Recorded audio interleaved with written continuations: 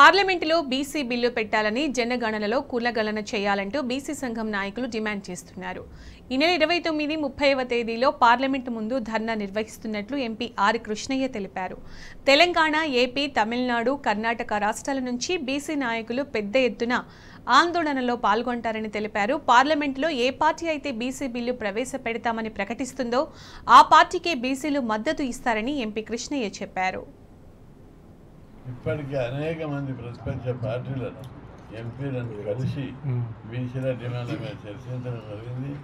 ఈ విషయం లోపల అన్ని పార్టీలు మార్చుకోవాలి. బీసీలకు మాత్రం బీసీల అభివృద్ధి కోసం ఎవరితో రాజు పడమని తప్పనిసరి పోరాడి పార్లమెంట్లో బీసీ బిల్లు పెట్టే వరకు ఈ పోరాటం కొనసాగుతుందని హెచ్చరిస్తున్నాం. ఈ 28 ఈ దేశంలో 75 కోట్ల మంది బీసీలను అణచిపెట్టడమే పనిగా పెట్టుకుంది. ఈ వైఖరి మార్చుకోవాలి.